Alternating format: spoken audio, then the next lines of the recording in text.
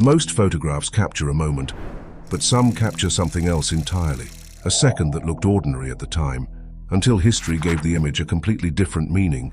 And once you know what happened afterward, it becomes impossible to look at the photograph the same way again.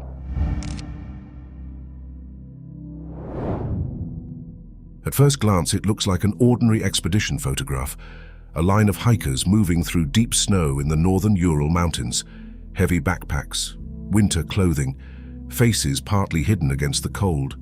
Nothing in the frame suggests fear or danger.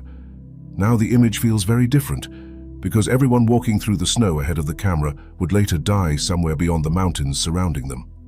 The photograph was taken in January 1959 during the Dyatlov expedition, a winter trek led by university student Igor Dyatlov. Throughout the journey, the group documented the climb constantly as they moved deeper into the mountains. At the time, the pictures meant almost nothing. They were simply travel photographs expected to survive the trip and be forgotten afterward. Weeks later, the hikers failed to return. Search teams eventually discovered their abandoned tent on the slope of a mountain called Kolatsiakl, Dead Mountain. Their belongings remained inside. The canvas had been cut open from within. The cameras survived too. Investigators recovered undeveloped film from the site, allowing them to reconstruct parts of the expedition through the hikers' own photographs. Suddenly, the images no longer felt casual. The smiles looked heavier. Even the empty snow surrounding the group seemed harder to explain. Yet the photographs never reveal what happened. They only capture a group of hikers continuing deeper into the mountains, unaware that the camera was preserving some of the last moments before the Dyatlov Pass mystery began.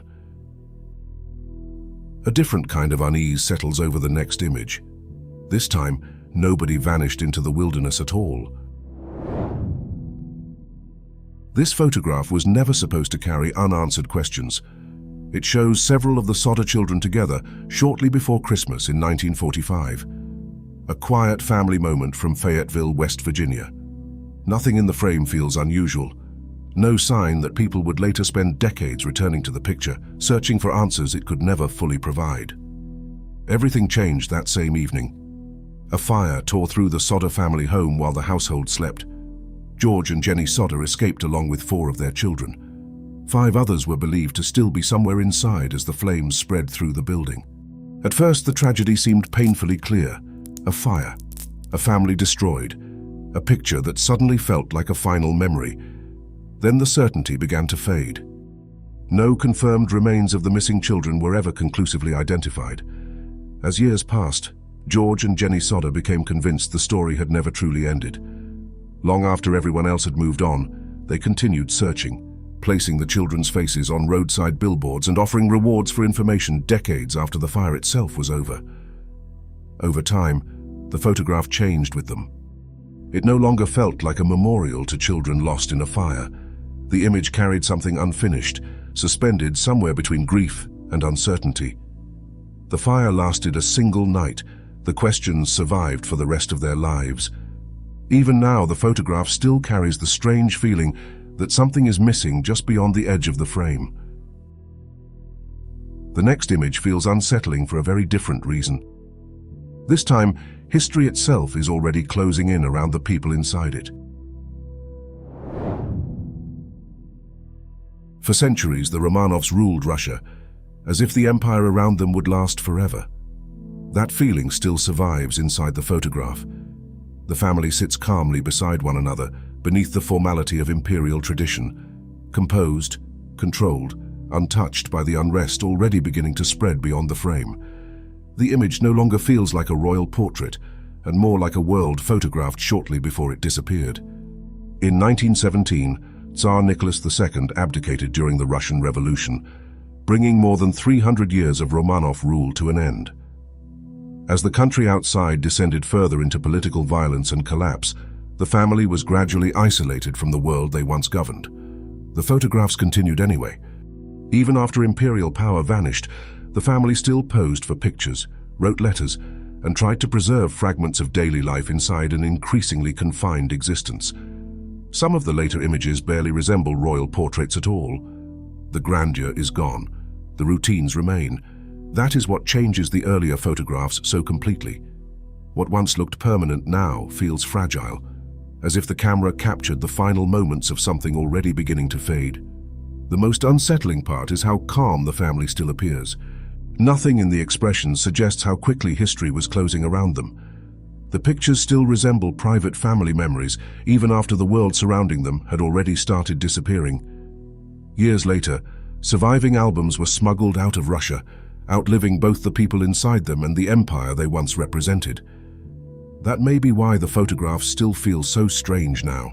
They captured people continuing daily life, inside a future that had already begun collapsing around them. The next image expands that feeling far beyond a single family. This time, entire crowds are moving calmly toward catastrophe without realizing it. Crowds gathered to watch Titanic leave Southampton in April 1912. Passengers leaned against railings high above the docks, while people below waved from the shoreline. The ship itself seemed impossibly large for its time, a moving symbol of luxury, engineering, and the belief that the modern world could master almost anything. The photograph still carries that atmosphere, movement, excitement, the beginning of something historic. What the image cannot show is how quickly that certainty would fracture. As Titanic pulled away from the harbor, the enormous displacement from the ship caused a nearby vessel, the SS New York, to break loose from its moorings and drift dangerously close to collision. For a brief moment, the voyage almost became a disaster before it had even properly begun. The collision was avoided. The journey continued. At the time, the incident felt like little more than a tense interruption during departure.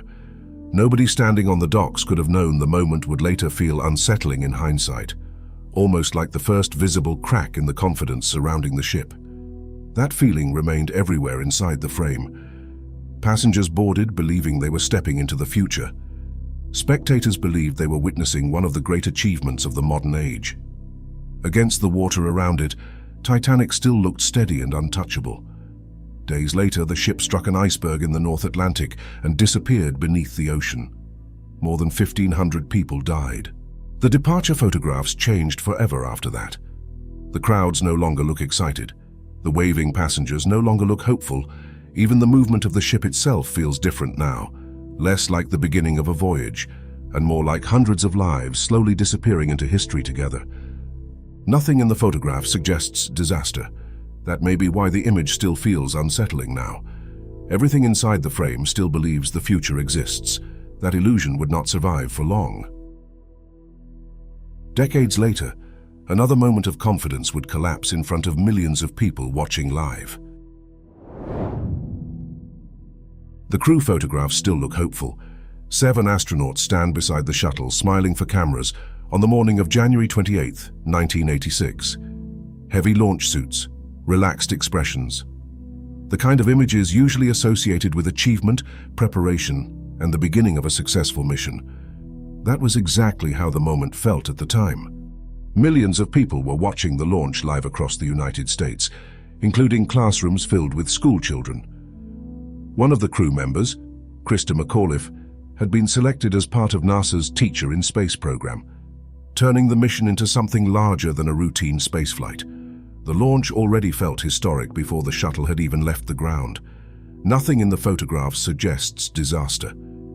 The crew still appears calm, focused entirely on the mission ahead of them. Then Challenger lifted off. 73 seconds later, everything changed. The shuttle broke apart in front of live television cameras high above the Atlantic Ocean. Across the country, audiences struggled to understand what they were seeing as smoke trails spread across the sky, where the spacecraft had been moments earlier. After that, the photographs no longer looked the same. The images became frozen seconds before one of the most shocking public disasters of the modern era. What makes them unsettling now is how completely normal the optimism still feels. The smiles remain. The confidence remains. Nothing in the frame reflects how little time remained before millions of people realized something had gone terribly wrong. One disaster unfolded in front of the entire world. The next would disappear into silence before anyone even knew who was still alive. The photographs still look like the beginning of a normal trip. Young rugby players smile beside friends and teammates before boarding a flight across the Andes Mountains in October 1972. The images carry the relaxed energy of travel. People joking together, preparing for a journey expected to last only a few hours before life returned to normal again. Nothing in the photographs suggests disappearance.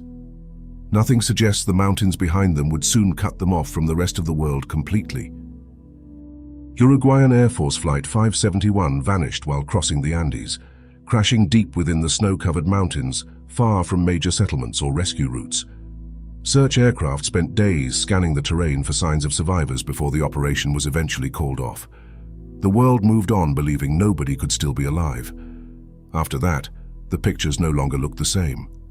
The smiling faces became associated with loss, another frozen moment before catastrophe erased the lives surrounding it. Except this story continued. High in the mountains, part of the group had survived the crash and remained alive long after the world had stopped searching for them. Isolated by snow, altitude, and freezing temperatures, the survivors endured conditions that slowly transformed the meaning of the photographs themselves. The images no longer felt like memorials. They became proof that the story had continued beyond the point where history expected it to end. Months after the crash, 2 survivors crossed the mountains searching for help, eventually leading rescuers back to the remaining passengers. 16 people survived. That may be why these photographs feel different now. The people inside them were never supposed to return from the Andes after more than 2 months trapped in the mountains, forced to survive in ways few people could imagine. Yet part of the story walked back out alive. Nothing in the frame suggests that the smiling passengers before the flight would eventually survive conditions the world already believed nobody could endure.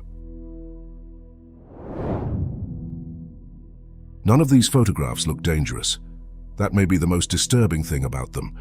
The people inside these images still believed they had time. Time to return home, time to finish the journey, time to continue living the lives the camera captured for a fraction of a second. Then history moved forward, and the photographs stayed behind. Now they feel less like memories and more like frozen moments from futures that no longer exist.